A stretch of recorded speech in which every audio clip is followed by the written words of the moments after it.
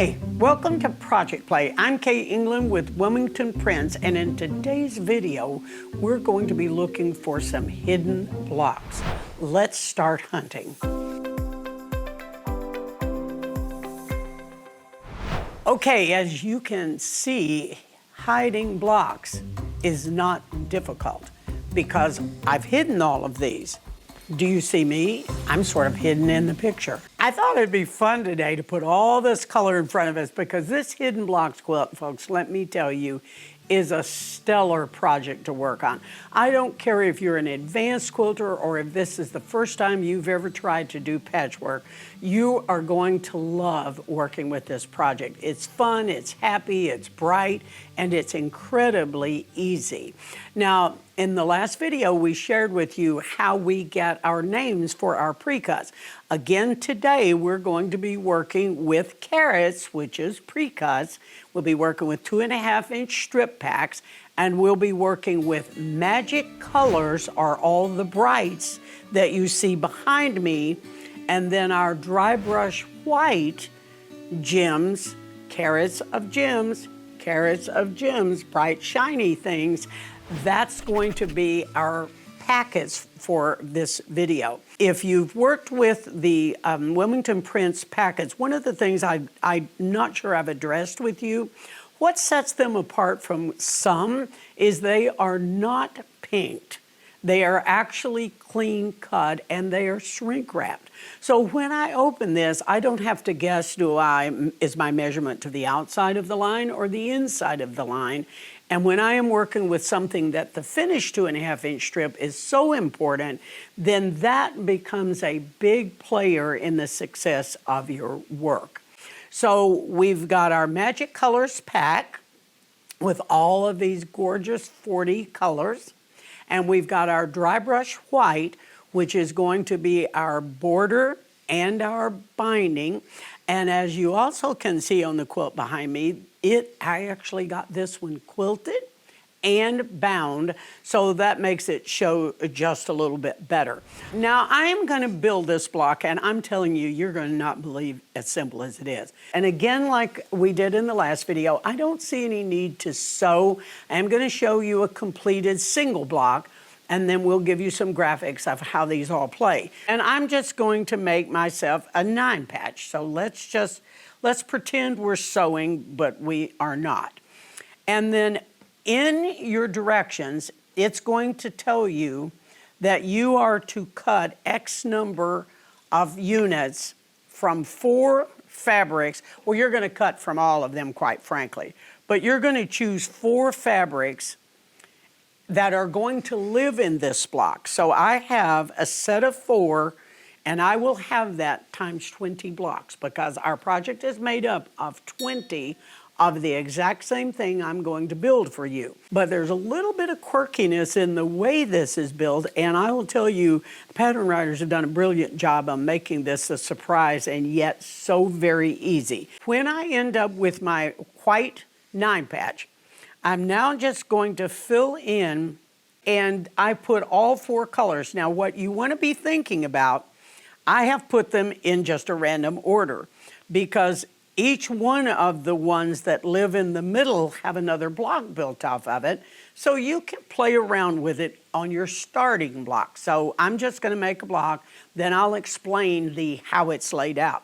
So once I do that, then I'm going to come back on the sides, and I'm just going to add. Now I would have sewn my 9 patch, and then I'm going to add that. Now you know when I add this, the sides will go on, then the top and bottom will go on with its little white squares. So I'll put my medium strip of this. Now I've built another row. Okay, now I'll go back and put my sides on again.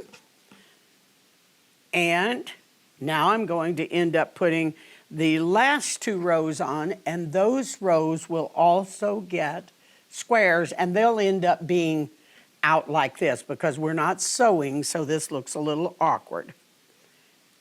And there's our block. I will tell you, when you build these, it's so important that you read these patterns all the way through before you get started. The graphic on this pattern is brilliant in that it starts in the upper left-hand corner and it assigns this as fabric A1, for example. And whatever it starts with, it'll also tell you to stop with that one out here. Now, if you're like me, you don't pay a bit of attention to what you read, but let me tell you, this is important. You are making 20 blocks, and from each strip of fabric that you have 40 of, you're going to cut 2 sets. So you'll get 2 that look just like this from each strip. So the second one of the red will build this block. The second one of the blue will build that block. If this is in the outside corner and this is in the top corner, their partners will probably not live until the outside and the bottom in the next unit. Don't get just carried away putting your favorite pretty colors together, because if you don't look at how this is laid out, you're going to end up with maybe where you can't build a full block. So pay close attention to the way the pattern writers have told you that if this is A1 here, then A1 is the very last one over here. Now ask me how I know this. It's because I didn't do that, because I tend to just assume I'm going to know what's happening, and I made it, then I get down to the last row and I'm like, uh-oh, I've got an oddball here and I can't build this. If you're a rebel and you like to move around, be prepared when you make that last row that you might not be able to complete your block colors if you don't follow your pattern. Now let's look at the block sewn, and I'm going to just lay this one sort of on top of this so you can see this.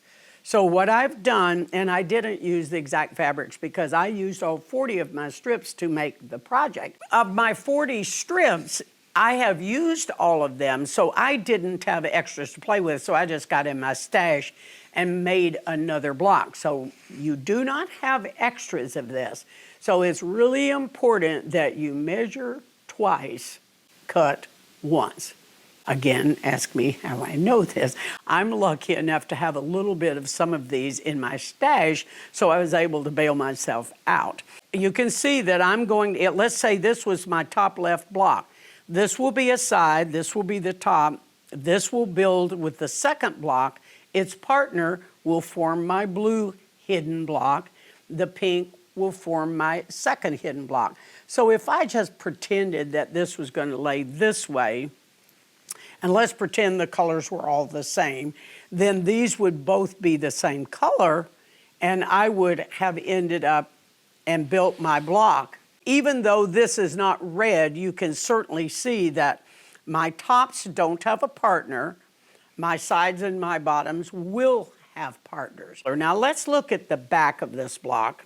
Because I'm making a typical 9 patch and I'm working with white and dark, I will always press the white to the dark. So it presses in, out, in, and in. Now, you know that when this comes to joining it to its neighbor, you're going to have a piece. These are all going to be going out. Now, there's going to be somebody out there that's going to pass out when I do this. Someone try to help them. Because honestly, in a project like this, I just don't believe it's as important as having fat, wonky, not easy to press seams. I will simply take my scissors and I will just give that a little snip, and then when I need to, I will send it the opposite way. That's just not going to hurt anything. I mean, it just isn't. And if you think it is, remember, I've told you this in the past.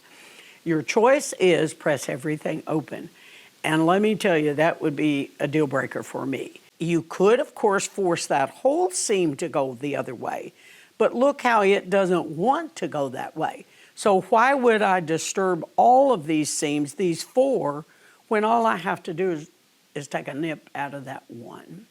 Now, if that bothers you, you certainly have a method of resolving it, and that is to press open.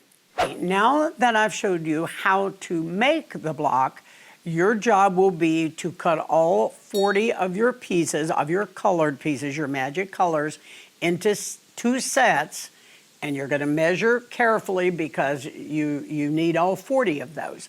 Once you've done that, choose your colors, your 4 colors for block 1, following your pattern suggestion, unless you choose to do something different. It'll help you keep them all in a balanced order.